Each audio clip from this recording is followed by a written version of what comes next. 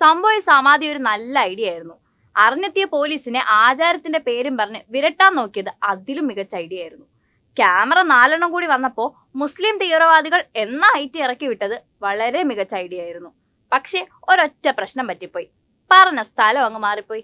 അങ്ങ് യോഗിയുടെ നാട്ടിൽ പോയി പറഞ്ഞിരുന്നുവെങ്കിൽ ഇത് വർക്കായേനെ. ഇതിപ്പോ കേരളത്തിലായതുകൊണ്ട് നടന്നില്ല. ഇവിടെ ഉള്ളവർ ദാ ഇങ്ങനെ പറയും. ദേവന്മാര് പറഞ്ഞെന്താണെന്ന് വെച്ചാൽ അയാള് ചാവാൻ പോണതിന് മുമ്പേ പൂജ ചെയ്ത് പിന്നെ അവിടെ ചെന്ന് ഇരുത്തി കുളിപ്പിച്ച് അവിടെ കൊണ്ടിരുത്തിയെന്ന് പറഞ്ഞാൽ അയാൾ ഇതൊന്നും സത്യമുള്ള കാര്യമില്ല. അയാൾ കിടപ്പാണ്. അയാൾ വെളിയിൽ സൂര്യോദയം കാണാൻ അയാളെ കൊണ്ട് പറ്റുന്നില്ല. അങ്ങനെ കിടന്ന ആളാണ് ദേവന്മാര് പറയുന്നത്. ഒരു ചാവാൻ പോണ ഒരാളെ ഷുഗറിന്റെ ബിപിന്റെ ഗുളിക കഴിച്ചിട്ടാണ് ചാവണത്. ചാവാതിരിക്കല നമ്മൾ ഗുളിക കഴിക്കുന്നത്. അപ്പൊ ഇയാൾ അവിടെ ചെന്ന് കുഴിക്കാതിരിക്കാൻ വേണ്ടി ഈ ഗുളിക കഴിച്ചോണ്ടാ പോകാം. നിങ്ങളെന്ന് ആലോചിച്ച് നോക്കി. സംഭവം ഒരു സ്വാഭാവിക മരണം അല്ലെങ്കിൽ ജയിലിൽ നല്ല ചപ്പാത്തിയും ചിക്കനും ഒക്കെ ഉണ്ടാക്കി അങ്ങ് കഴിക്കാം, വിൽക്കാം. എന്തായാലും യോഗിയുടെ നാട്ടിലെ പോലെ പുല്ലും വൈക്കോലിൽ നിന്ന് ജീവിക്കേണ്ടി വരത്തില്ല, അത് പഴിക്കുള്ളിലാണെങ്കിൽ പോലും. ഈ ഗോപൻ സ്വാമിയുടെ മരണം സ്വാഭാവികമായ ഒരു മരണം ആയിരിക്കും.